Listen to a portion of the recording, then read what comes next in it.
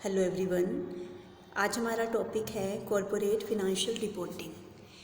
Corporate financial reporting क्या होता है और ये करना क्यों ज़रूरी है, आज हम इस वीडियो के अंदर डिस्कस आउट करेंगे। तो सबसे पहले हम बात करते हैं कॉरपोरेट अकाउंटिंग से पहले फिनंशियल रिपोर्टिंग की। फिनंशियल रिपोर्टिंग क्या होता है? देखो, कोई भी अगर बिजनेसमैन है तो वो जानना चाहता है कि उसको कितना प्रॉफिट कितना लॉस हुआ, ठीक है। उससे रिलेटेड जितने भी पार्टीज़ होती हैं तो उनको टाइम टू टाइम हमें कई तरह की इंफॉर्मेशन प्रोवाइड करने की रिक्वायरमेंट है। तो जो फिनंशियल रिपोर्टिंग है, बेसिकली जो हमारी फिनंशियल कंडीशंस होती हैं उनके रिगार्ड उनके बारे में रिपोर्ट करना होता है, उनके बारे में रिपोर्टिंग करना होता है। तो जितनी भी हमारी फिनंशियल इंफॉर्मेशन है उसको अलग अलग पार्टीज़ को डिस्क्लोज़ करना, इसी को हम फिनंशियल रिपोर्टिंग बोलते हैं। जैसे जो पार्टीज़ हमारे बिज़नेस के साथ जुड़ी होती हैं, जो कनेक्टेड होती हैं, जैसे क्रेडिटर्स हैं, हमारे डेटर्स हैं, investors, shareholders, stakeholder हैं और गवर्नमेंट है, ठीक है, सप्लायर हैं हमारे। तो उन सबको हमारे बिज़नेस के रिगार्डिंग कुछ इन्फॉर्मेशंस की रिक्वायरमेंट होती हैं, तो उनको वो इन्फॉर्मेशन प्रोवाइड करने के लिए ही फिनंशियल रिपोर्टिंग की हेल्प ली जाती है। तो फिनंशियल रिपोर्टिंग बेसिकली क्या है? Financial reporting involves the disclosure of financial information to the various stakeholders about the financial performance and financial position of the organization over a specified period of time. These stakeholders include investors, creditors, public, debt provider, government and government agencies हैं, ठीक है। तो इस तरह से क्या है कि फिनंशियल रिपोर्टिंग में हम कर क्या रहे हैं, हम अलग अलग पार्टीज़ को इन्फॉर्मेशन प्रोवाइड कर रहे हैं अपने बिज़नेस के बारे में, जो हमारे बिज़नेस के अंदर इंटरेस्टेड होती हैं। देखो, हर एक बिजनेसमैन अपनी बैलेंस शीट प्रिपेयर करता है, अपनी फिनंशियल स्टेटमेंट्स बनाता है, इनकम की स्टेटमेंट बनाता है, P&L अकाउंट वगैरह प्रिपेयर करता है, ताकि उसको पता चल जाए कि कितना नेट प्रॉफिट कितना नेट लॉस हुआ है, कितनी हमारी एसेट्स हैं, कितनी हमारी लायबिलिटीज़ हैं, और इनके बारे में इंफॉर्मेशन प्रोवाइड करना बाकी पार्टीज़ को जो हमारे बिज़नेस के साथ जुड़ी हुई हैं। तो वो ज़रूरी हो जाता है, क्योंकि अगर कोई पर्सन हमारे बिज़नेस के अंदर मनी इन्वेस्ट करना चाहता है तो पहले वो हमारी फिनंशियल पोजीशन से सेटिस्फाइड होना चाहेगा। जो पर्सन हमें गुड्स को सप्लाई कर रहा है, जो सप्लायर है, तो वो भी देखना चाहेगा कि क्या हम उसकी टाइमली पेमेंट कर पाएंगे या नहीं कर पाएंगे। तो इसके लिए रिक्वायरमेंट होती है कि उनको बिज़नेस के रिगार्डिंग सारी इन्फॉर्मेशन को प्रोवाइड किया जाए। तो फिनंशियल रिपोर्टिंग यही वजह है कि की जाती है हर एक बिजनेसमैन के थ्रू। अब ऑब्जेक्टिव्स क्या होते हैं फिनंशियल रिपोर्टिंग के? तो सबसे पहले आता है providing information to the management of an organization which is used for the purpose of planning, analysis, benchmarking and decision making। तो मैनेजमेंट को इन्फॉर्मेशन प्रोवाइड करना सो दैट वो क्या कर सके, प्लानिंग कर सके, एनालिसिस कर सके, बेंच मार्किंग कर सके, देन डिसीजन मेकिंग जो है वो तभी हो पाएगा अगर उनके पास सारी इन्फॉर्मेशंस अवेलेबल होंगी। तो यही वजह होती है कि फिनंशियल रिपोर्टिंग जो होती है वो मैनेजमेंट की भी हेल्प करती है, और मैनेजमेंट के लिए ज़रूरी होता है इन्फॉर्मेशन को कलेक्ट करना। Providing information to investor, promoter, debt provider, creditors, which is used to enable them to make rational and prudent decision regarding investment, credit, etc.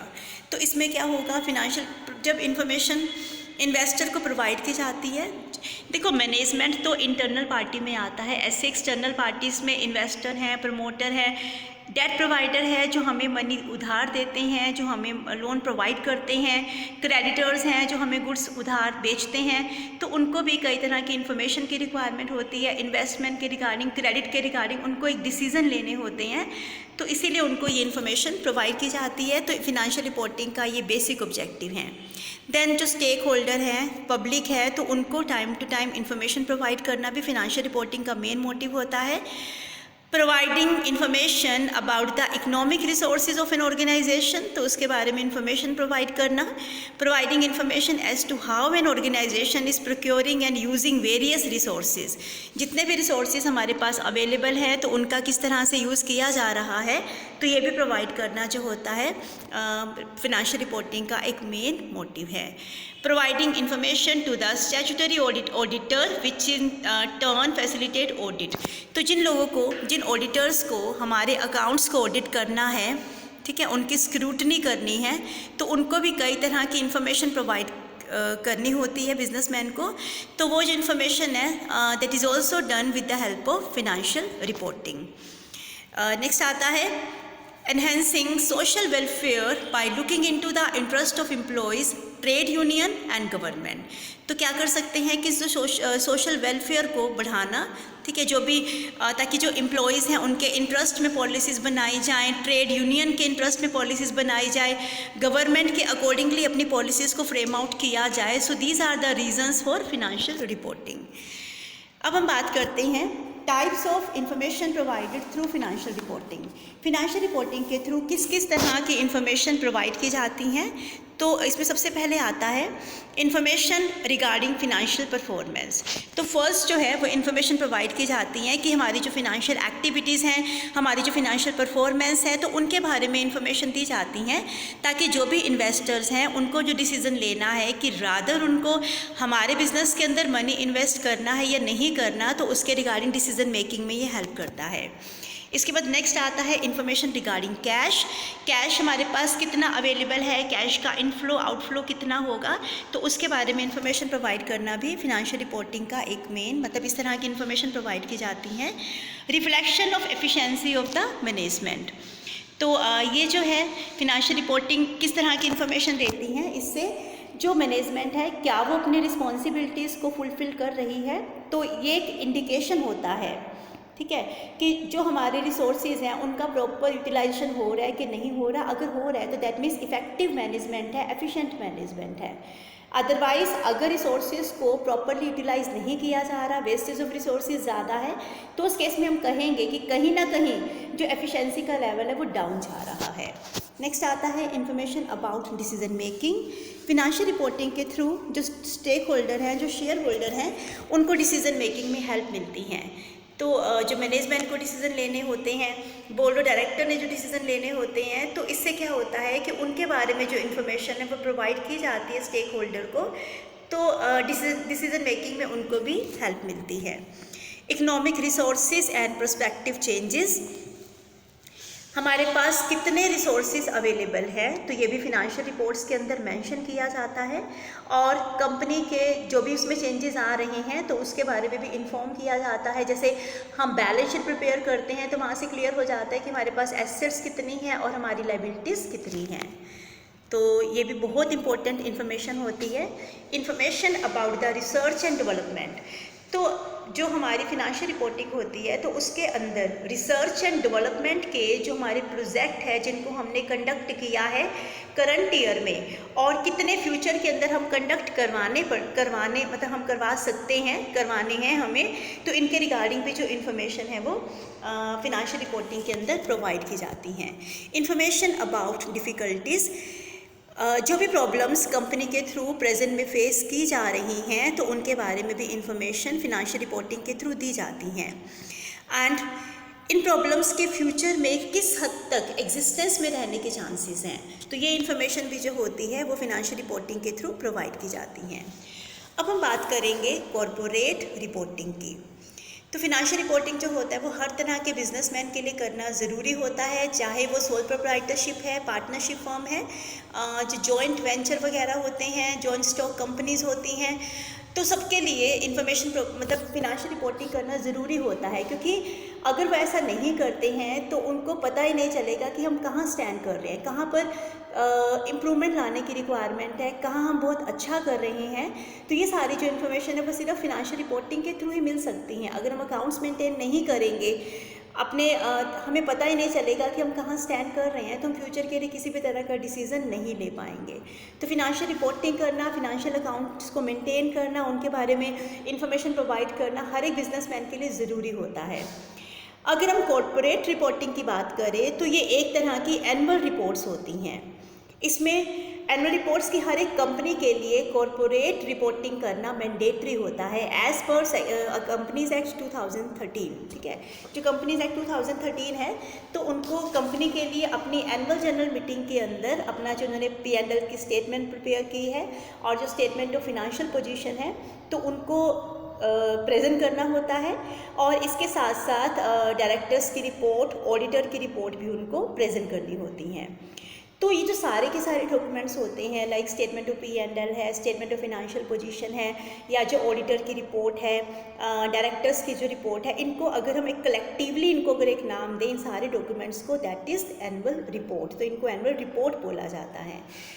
इनको हर साल as per companies act prepare किया जाता है, इनकी printing होती है और इनको पब्लिश करवाया जाता है, इसीलिए हम इनको पब्लिश्ड अकाउंट भी बोलते हैं। तो कॉरपोरेट रिकॉर्डिंग का जो पब्लिश्ड अकाउंट इनको बोला जाता है, क्योंकि एक तरह से ये पब्लिक को हम रिपोर्ट कर रहे हैं about the performance of the company. हमारी कंपनी की क्या परफॉर्मेंस है, तो उनके रिगार्डिंग हम पब्लिक को रिपोर्ट कर रहे हैं। तो बेसिकली कॉर्पोरेट रिपोर्टिंग क्या है? अ की component in corporate reporting is an annual corporate report. It is a comprehensive report intended to give information to shareholder and other interested people about the company's activity and financial performance throughout the preceding year. Corporate financial reporting include income statement, balance sheet, statement of cash flows and statement of retained earning and change of equity. तो इन सब के बारे में जो information है वो corporate reporting के थ्रू दी जाती हैं। तो बहुत इंपॉर्टेंट होता है कॉर्पोरेट रिपोर्टिंग करना, एनुअल रिपोर्ट्स को प्रिपेयर करना। तो कॉर्पोरेट रिपोर्टिंग में बेसिकली कैश बैलेंस शीट आती है, स्टेटमेंट ऑफ P&L आता है, कैश फ्लो स्टेटमेंट को हम इंक्लूड करते हैं। कैश फ्लो स्टेटमेंट कुछ एक कंपनी के लिए बनाना मैंडेटरी नहीं होता है, अदरवाइज सभी बनाते हैं। तो बैलेंस शीट के अंदर हम अपनी एसेट्स, अपनी लाइबिलिटीज़ को प्रेजेंट करते हैं, हमारी इक्विटीज़, लाइबिलिटीज़ कितनी है, रिजर्व वगैरह के कितने बैलेंसेस हैं, एक्सटर्नल लाइबिलिटीज़ हमारी कितनी है। तो ये इन्फॉर्मेशन जो होती है वो लाइबिलिटी साइड पर हम दिखाते हैं। एसेट्स में हमारी नॉन करंट एसेट्स कितनी है, करंट एसेट्स कितनी है, तो इनके रिगार्डिंग जो इन्फॉर्मेशन होती है वो एसेट साइड पे आती है। इन्वेस्टमेंट के बारे में जो इन्फॉर्मेशन होती है तो वो एसेट में दिखाते हैं। फिर हम प्रिपेयर करते हैं income statement, statement of P&L। तो इसमें हम दिखाते हैं कि हमारे एक्सपेंसेस कितने हैं, हमारी इनकम्स कितनी हैं। तो इनकम एक्सपेंसेस के रिगार्डिंग जो भी इन्फॉर्मेशन है वो सारी की सारी इनकम स्टेटमेंट के अंदर आती है।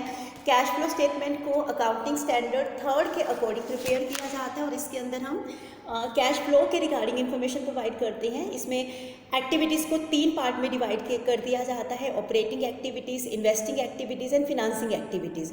तो कितना कैश फ्लो ऑपरेटिंग एक्टिविटीज़ से हुआ है, कितना कैश का फ्लो इन्वेस्टिंग एक्टिविटी से हुआ है, कितना कैश का फ्लो जो हमारी फिनांसिंग एक्टिविटी से हुआ है, तो उनके बारे में जो इन्फॉर्मेशन है वो कैश फ्लो स्टेटमेंट के अंदर शो की जाती हैं। तो ये बहुत यूज़फुल होते हैं, बहुत बेनिफिशियल होते हैं एक्सटर्नल पार्टीज़ के लिए भी और मैनेजमेंट के लिए भी, क्योंकि डिसीजन मेकिंग में बहुत ज़्यादा हेल्प करते हैं जो कॉर्पोरेट रिपोर्टिंग है। अब कॉर्पोरेट रिपोर्टिंग के यूज़र कौन कौन हो सकते हैं, तो इसमें जो 2 तरह के यूज़र हैं, 2 पार्ट में इसको डिवाइड किया गया है। सबसे पहले आता है एक्सटर्नल यूज़र, फिर आते हैं इंटरनल यूज़र। तो एक्सटर्नल यूज़र में जो आउटसाइड द बिजनेस है, लाइक इसमें एक्सटर्नल यूज़र्स में हम ले सकते हैं सबसे पहला इन्वेस्टर्स आते हैं, क्रेडिटर्स होते हैं, नॉट प्रॉफिट ऑर्गेनाइजेशंस के जो मेंबर हैं, गवर्नमेंट होते हैं, कंज्यूमर्स हैं, रिसर्चर हैं और जनरल पब्लिक हो सकती हैं। तो इनको वेरियस टाइप की इन्फॉर्मेशंस की रिक्वायरमेंट होती है और कॉर्पोरेट रिपोर्टिंग के थ्रू हम इनको ये जो सारी इन्फॉर्मेशन है वो प्रोवाइड करते हैं। तो इसमें सबसे पहले इन्वेस्टर आते हैं। इन्वेस्टर किसी भी बिज़नेस के अंदर मनी इन्वेस्ट करने से पहले थोड़ा सा सेटिस्फाइड होना चाहते हैं कि क्या जो हमारा पैसा हम यहाँ पर इन्वेस्ट कर रहे हैं वो सेफ़ है या नहीं है। ठीक है, मतलब क्या हमें एक रेगुलर इनकम मिलती रहेगी। तो वो बिज़नेस के फिनेंशियल स्टेटमेंट को एनालाइज करते हैं और उसके बाद ही वो डिसीजन लेते हैं। क्रेडिटर्स वो लोग होते हैं जो गुड्स एंड सर्विसेज को हमें सप्लाई करते हैं, बैंकर हो सकते हैं या दूसरे लैंडर हो सकते हैं, और वो भी हमें लोन देने से पहले वो चेक करना चाहते हैं हमारी फिनेंशियल पोजीशन को। तो अगर उनको लगता है कि हमारी लिक्विड पोजीशन अच्छी है, वो सेटिस्फाइड हो जाते हैं, तो उसके बाद वो हमें पैसा दे देते हैं। नॉट प्रॉफिट ऑर्गेनाइजेशन के जो मेंबर होते हैं तो वो भी हमारी इन्फॉर्मेशन में इंटरेस्टेड होते हैं, जैसे स्कूल, कॉलेजेस हैं, हॉस्पिटल्स हैं, चैरिटेबल इंस्टीट्यूशंस हैं, जिनका जो मेन ऑब्जेक्टिव होता है वो प्रॉफिट को अर्न करना नहीं होता है, रादर वो सर्विसेज प्रोवाइड करते हैं। तो इन ऑर्गेनाइजेशंस के जो मेंबर होते हैं तो उनको भी क्या होता है कि वो जो इन ऑर्गेनाइजेशंस के अंदर फंड को कंट्रीब्यूट करना चाहते हैं। तो इसके लिए भी उनको इन्फॉर्मेशन की रिक्वायरमेंट होती है। गवर्नमेंट, इधर वो सेंट्रल गवर्नमेंट है या स्टेट गवर्नमेंट है, बेसिकली इनका जो मोटिव होता है वो टैक्सेस को लिवाई करना है। तो टैक्सेस के लिए, टैक्स लायबिलिटी को कंप्यूट करने के लिए, डिटरमाइन करने के लिए इनको अकाउंटिंग इन्फॉर्मेशंस की रिक्वायरमेंट होती हैं। कंज्यूमर, कस्टमर्स जो होते हैं, कस्टमर्स भी देखना चाहते हैं कि जो कॉस्ट ऑफ प्रोडक्शन है वो कितनी है।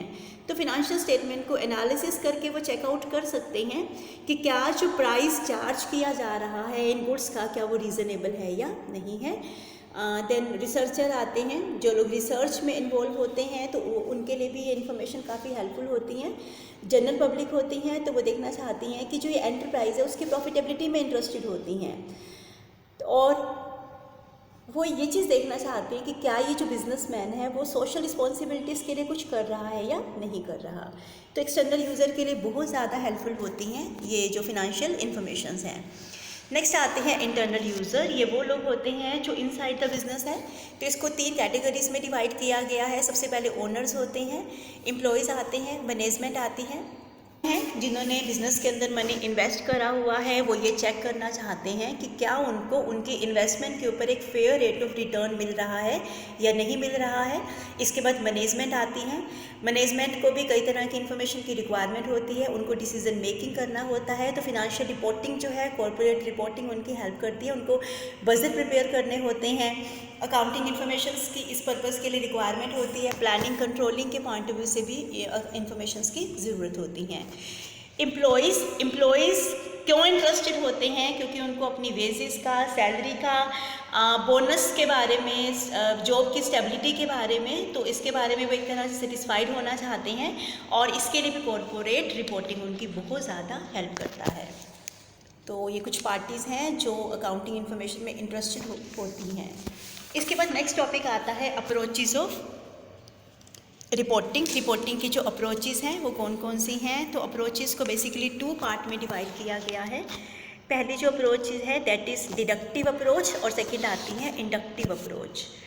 तो जो अप्रोचेस हैं डिडक्टिव और जो इंडक्टिव अप्रोच है, तो ये दोनों का पर्पज़ अलग अलग होता है। डिडक्टिव अप्रोच, अगर हम फिनेंशियल रिपोर्टिंग एक तरह से कर रहे हैं, कॉर्पोरेट रिपोर्टिंग कर रहे हैं, तो वो किस पॉइंट ऑफ व्यू से हम कर रहे हैं। तो अगर हम एक डिडक्टिव अप्रोच की बात करें तो इसका बेसिक मोटिव क्या होगा, क्या लेते हैं। डिडक्टिव अप्रोच बेसिकली यहाँ जनरल टू स्पेसिफिक चलता है। जनरल टू स्पेसिफिक का मतलब हम कर क्या रहे हैं, हमारे पास अदरवाइज जैसे कोई थीसिस वगैरह अवेलेबल है तो हम उससे फैक्ट कंप्यूट करते हैं। हम क्या करेंगे, अगर हम जनरल टू स्पेसिफिक की बात करें, हम पहले इंट्रोडक्शन देते हैं, हम कंक्लूज़न देते हैं, हम रिकमेंडेशन करते हैं, और बाद में डिस्कशन की जाती हैं। तो इस तरह से जो ये वजह पार्ट होता है, इंट्रोडक्शन से स्टार्ट होता है और डिस्कशन पर ख़त्म हो जाता है कि हम जनरल से स्पेसिफिक की तरफ जा रहे हैं। जैसे हम एक एग्जांपल ले सकते हैं, लाइक अगर हमने क्या किया कि जैसे एक कोई बर्ड है, कोई पर्टिकुलर बर्ड है, अगर हम उसको एक ग्रुप में इकट्ठा करते जाते हैं, ठीक है, जो एक सेम नेचर के आपको लगता है कि आप एक ग्रुप में इकट्ठा करते जा रहे हैं, तो वो एक जनरल ग्रुप बनता जाएगा। अब जब आप उसके सारी फीचर्स को स्टडी करते हैं, सारा थोरोली उसको देखते हैं, हर एक चीज़ उसकी चेकआउट करते हैं, तो आप अगर ये कंक्लूज़न निकालते हैं कि जो ग्रुप है वो ग्रुप किसका है, वो स्पैरो का ग्रुप है। दैट मीन्स क्या है कि हमने क्या किया, जनरल से स्पेसिफिक की तरफ हम जा रहे हैं।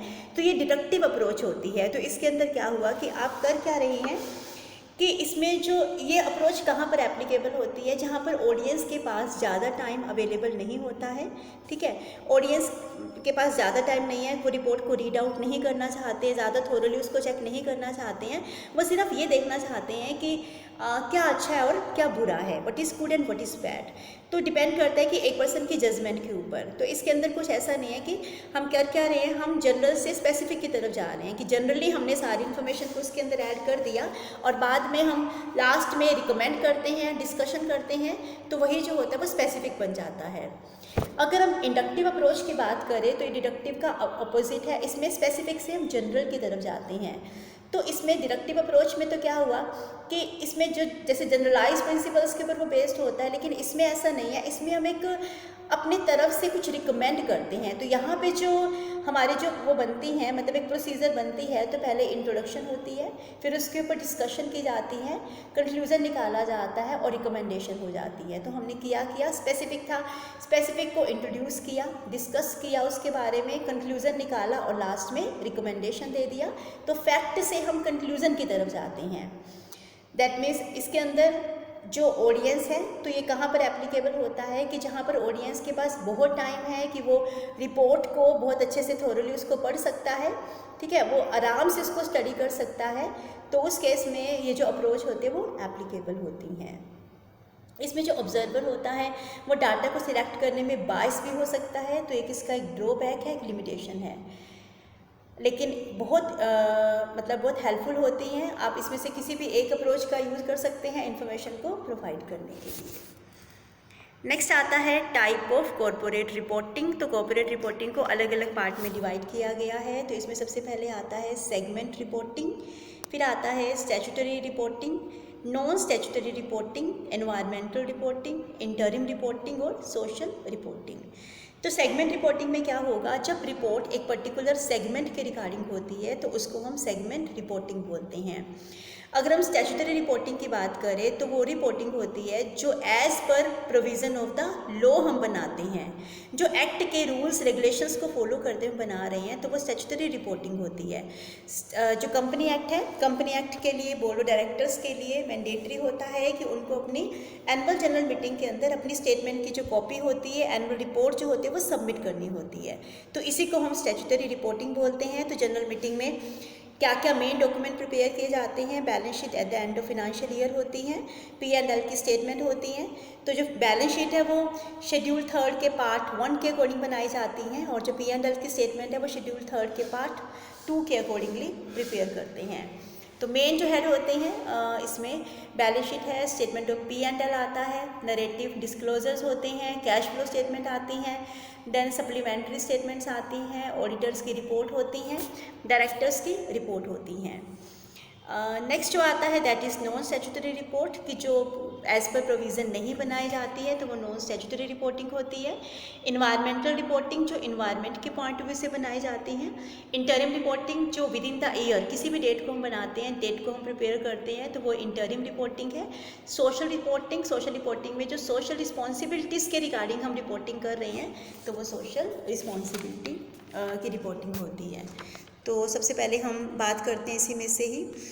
नेक्स्ट जो है इन सबको मिलाकर हम एनुअल रिपोर्ट बोलते हैं। तो बैलेंस शीट है, मैंने भी आपको बताया, स्टेटमेंट ऑफ P&L है, नरेटिव डिस्क्लोजर्स आते हैं। नरेटिव डिस्क्लोजर में का ही आगे जो सब पार्ट है दैट इज़ अकाउंटिंग पॉलिसीज़ होती हैं और नोट्स टू अकाउंट्स आते हैं। देन इसके अलावा जो नेक्स्ट आता है that is cash flow statement है, ये कैश के फ्लो को दिखाता है। सप्लीमेंट्री स्टेटमेंट्स होती हैं और ऑडिटर्स की रिपोर्ट होती हैं। तो डायरेक्टर्स की रिपोर्ट भी हम इसके अंदर इंक्लूड करते हैं। तो ये सब जो है वो एनुअल रिपोर्ट का पार्ट है। नेक्स्ट आता है डायरेक्टर्स की जो रिपोर्ट है उसके अंदर क्या क्या डिस्क्लोज़ किया जाता है। डायरेक्टर्स की रिपोर्ट डायरेक्टर्स के थ्रू प्रिपेयर की जाती हैं। ये कंपनीज़ के मेंबर होते हैं जो इस रिपोर्ट को प्रिपेयर करते हैं। ये हमारी नॉर्मल एक्टिविटीज़ के बारे में इंफॉर्मेशन प्रोवाइड करते हैं कि प्रेजेंट में क्या हमारी कंडीशन है और फ्यूचर के लिए हमारे क्या प्लान है। ये जो रिपोर्ट होते हैं वो क्वार्टरली या एनुअल बेस पर प्रिपेयर की जाती हैं। ये अनऑडिटेड रिपोर्ट होती है, इनका ऑडिट नहीं होता है। इसमें अकाउंटेंट्स का जो फिनेंशियल एनालिसिस होता है उसकी पूरी डिटेल होती है और मैनेजमेंट के जो रिकमेंडेशंस होते हैं और कितनी अमाउंट शेयर होल्डर को पे की जाएगी तो वो जो होता है वो इस रिपोर्ट के अंदर मेंशन किया जाता है। रिपोर्ट का बेसिक मोटिव सभी शेयर होल्डर की हेल्प करना होता है। ठीक है, तो सबसे पहले हम बात करते हैं इसी के अंदर जनरल जो इन्फॉर्मेशन है बोर्ड ऑफ डायरेक्टर्स की रिपोर्ट में प्रेजेंट की जाती है कि कंपनी की स्टेट ऑफ अफेयर कैसी है, कितना अमाउंट हम रिजर्व के फॉर्म में रखेंगे, कितना अमाउंट डिविडेंड के फॉर्म में डिस्ट्रीब्यूट किया जाएगा। Then technology absorption, foreign exchange inflow outflow, तो इन सब के बारे में जो इन्फॉर्मेशन होती है वो इस रिपोर्ट के अंदर आती हैं। नेक्स्ट आता है मटेरियल चेंजेस। तो मटेरियल चेंजेस किस किस तरह की हो सकते हैं, जैसे कंपनी का जिस तरह अगर किसी पर्टिकुलर बिजनेस में कोई चेंजेस आए हैं जिसमें कंपनी का इंटरेस्ट था तो इसके अंदर मेंशन किया जाता है। कंपनी के बिज़नेस की नेचर में कोई चेंज आया है, कंपनी के सब्सिडरी कंपनी के या उसके बिज़नेस के नेचर में कोई चेंज आया है तो वो मटेरियल चेंजेस में आता है। नेक्स्ट आता है डायरेक्टर्स रिस्पॉन्सिबिलिटी स्टेटमेंट। तो ये जो रिपोर्ट होती है इसके अंदर डायरेक्टर्स की रिस्पॉन्सिबिलिटी स्टेटमेंट होती है। इसके अंदर क्या होता है कि उनको ये रिस्पॉन्सिबिलिटी लेनी पड़ती है कि जो भी फिनेंशियल स्टेटमेंट प्रिपेयर की गई है वो एज़ पर अकाउंटिंग स्टैंडर्ड बनाई गई हैं, अकाउंटिंग पॉलिसीज़ को प्रॉपर फॉलो किया गया है और डायरेक्टर्स ने एडिक्वेट अकाउंटिंग रिकॉर्ड को मेंटेन करने का एक प्रॉपर एक सफिशिएंट एक सिस्टम अवेलेबल है। तो ये जो होती है वो डायरेक्टर्स की रिस्पॉन्सिबिलिटी स्टेटमेंट में आती हैं। नेक्स्ट आता है कॉम्पोजिशन ऑफ ऑडिट कमेटी। तो इसमें कंपनीज एक्ट के अकॉर्डिंगली ऑडिट कमेटी का प्रॉपर कॉम्पोजिशन होता है। तो हर एक कंपनी को अपनी जो बोर्ड की रिपोर्ट होती हैं उसमें बोर्ड की रिपोर्ट के अंदर मेंबर के नेम मेंशन करने होते हैं, कमेटी के चेयरमैन के नेम मेंशन करने होते हैं। इसोप रिपोर्ट में इसोप जो एम्प्लॉय स्टॉक ऑप्शन प्लान होता है तो इसके बारे में भी इंफॉर्मेशन प्रोवाइड की जाती हैं। कितने स्वेट इक्विटी शेयर इशू किए गए हैं तो ये भी इंफॉर्मेशन प्रोवाइड की जाती हैं।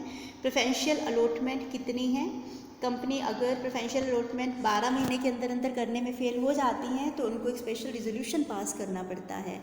शेयर डिबेंचर का रिडम्पशन कब होगा तो इसके बारे में भी जो इन्फॉर्मेशन होती है वो डायरेक्टर्स की रिपोर्ट में होती है।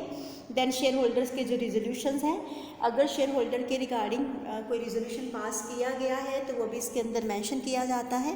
कंपनी के बोर्ड ऑफ डायरेक्टर्स के कॉम्पोजिशन में अगर कोई चेंज आया है तो वो भी डायरेक्टर्स की रिपोर्ट के अंदर इंक्लूड होता है।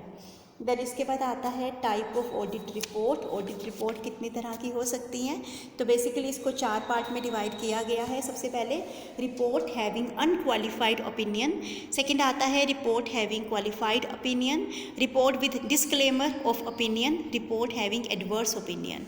तो 1 बाय 1 हम इन सभी रिपोर्ट को समझेंगे। तो सबसे पहले हम बात करते हैं report with unqualified opinion. Auditor को अपॉइंट किया जाता है, वो अपनी रिपोर्ट प्रेजेंट करता है कंपनी के अकाउंट्स को ऑडिट करने के बाद। तो उस पर डिपेंड करता है, उसके एनालिसिस पे डिपेंड करता है कि वो किस तरह की रिपोर्ट देना चाहता है। तो सबसे पहले हम बात करते हैं report having unqualified opinion. Unqualified या क्लीन ओपिनियन क्या होगा, जब इस ओपिनियन में क्या है कि अगर उसको लगता है कि अकाउंट्स को बनाने में कोई मिस्टेक की गई है, कोई मिस रिप्रेजेंटेशन है, तो जो ऑडिटर है वो एक जो अनक्वालिफाइड ओपिनियन वो अपना प्रेजेंट करता है फिनेंशियल रिकॉर्ड के बारे में। ठीक है, कि वो कहता है कि जो अकाउंट्स है वो गैप के एज पर गैप नहीं बने हैं, जनरली एक्सेप्टेड अकाउंटिंग प्रिंसिपल्स के अकॉर्डिंगली उनको नहीं बनाया है। तो इसमें क्या होगा कि बिज़नेस जो होता है फिनेंशियल स्टेटमेंट अगर प्रॉपरली नहीं बनी है तो उस केस में जो ऑडिटर है वो अनक्वालिफाइड रिपोर्ट प्रेजेंट कर सकता है। सेकंड आता है report having qualified opinion. Qualified opinion कब होगा कि जब ऑडिटर एक क्वालिफाइड रिपोर्ट को प्रेजेंट करेगा जब उसको लगता है कि कोई भी मिस रिप्रेजेंटेशन नहीं है रिपोर्ट के अंदर। ठीक है, तो उस केस में क्वालिफाइड जो है वो क्वालिफाइड रिपोर्ट को प्रेजेंट किया जाता है। देखो इसके अंदर ना ये ऑपोजिट है, ये अनक्वालिफाइड ओपिनियन की अगर हम बात करें तो अनक्वालिफाइड जो क्लीन हम इसको ओपिनियन बोलते हैं, ये बेसिकली एक क्लीन रिपोर्ट होती है। ये क्लीन रिपोर्ट है।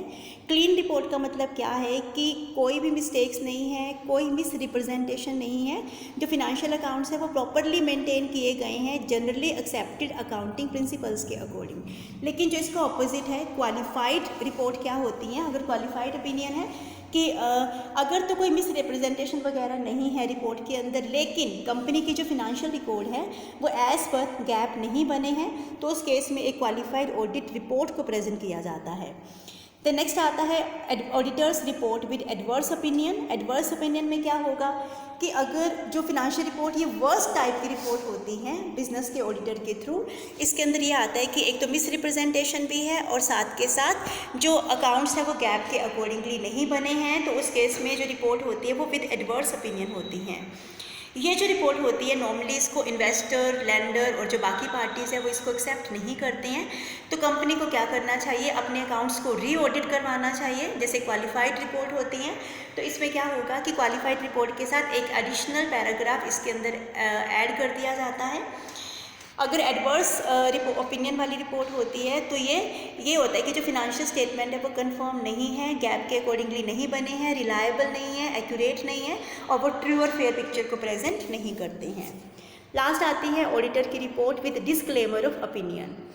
कई बार क्या होता है कि जो ऑडिट की रिपोर्ट है, जो इसमें प्रॉपरली जो ऑडिटर के पास फिनेंशियल रिकॉर्ड प्रॉपरली पूरे अवेलेबल नहीं होते हैं अपनी ऑडिट रिपोर्ट को कंप्लीट करने के लिए, तो वो डिस्क्लेमर ऑफ ओपिनियन की जो रिपोर्ट है वो इशू करता है। तो इसके बेस पर भी कोई भी कंक्लूज़न नहीं निकाला जा सकता। तो ये बेसिक 4 तरह की रिपोर्ट होती है। तो पहली जो रिपोर्ट होती है that is unqualified opinion report. इसके अंदर जो है जो रिपोर्ट है वो क्लीन रिपोर्ट होती है, प्रॉपरली अकाउंट्स मेंटेन किए गए हैं, किसी भी तरह की मिस रिप्रेजेंटेशन नहीं है, गैप के अकॉर्डिंगली उनको प्रिपेयर किया गया है। क्वालिफाइड रिपोर्ट में जो है कुछ मिस रिप्रेजेंटेशन हो सकती है। Report with disclaimer of opinion में किसी मिस रिप्रेजेंटेशन भी होती है और जो अकाउंट्स है वो गैप के अकॉर्डिंगली नहीं बने हैं। अगर हम लास्ट रिपोर्ट की बात करें तो इसमें एडवर्स ओपिनियन आ जाता है कि जो ऑडिटर है वो अपनी रिपोर्ट को प्रेजेंट करने के लिए साथ में ऐड कर देता है कि मेरे पास पूरे जो फिनेंशियल रिकॉर्ड्स थे वो अवेलेबल नहीं थे। नेक्स्ट आता है इसका जो लास्ट टॉपिक है that is qualities of corporate reporting system. तो कॉरपोरेट रिपोर्टिंग सिस्टम की बेसिक क्वालिटीज़ क्या हैं? सबसे पहले तो अंडरस्टैंडेबिलिटी, कि जब फिनेंशियल रिपोर्टिंग की जाती है इस पूरे सिस्टम के अंदर ये ज़रूरी होता है कि अंडरस्टैंडेबल होना ज़रूरी है और रिपोर्ट का कंप्लीट होना ज़रूरी है। अगर इनकम्प्लीट इन्फॉर्मेशन होगी और इसके बेस पर कोई कंक्लूज़न निकाला जाएगा तो वो सही नहीं होगा। रिपोर्ट का रेलेवेंट होना ज़रूरी है और टाइमली जो है वो रिपोर्ट को प्रेजेंट करना ज़रूरी है। अगर जिस टाइम हमें अपना कोई डिसीज़न लेना है तो उस टाइम हमारे पास डाटा अवेलेबल होना ज़रूरी होता है। रिपोर्ट्स रिलायबल होनी चाहिए, किसी भी तरह का मिस रिप्रेजेंटेशन इसके अंदर ना हो। कंसिस्टेंसी का होना ज़रूरी होता है, कंसिस्टेंसी हम फॉलो कर रहे हैं। और कंपेरेबिलिटी, मतलब सेम रूल रेगुलेशंस को फॉलो किया जा रहा है जिससे हम लास्ट ईयर की इन्फॉर्मेशन को करंट ईयर के साथ कंपेयर कर सके या दूसरी कंपनीज़ के साथ कंपेयर कर सके। As per norms, as per rules जो है वो रिपोर्ट को प्रिपेयर करना ज़रूरी होता है। So this was all about corporate financial reporting. मुझे उम्मीद है कि आपको ये टॉपिक समझ में आया होगा। Thank you.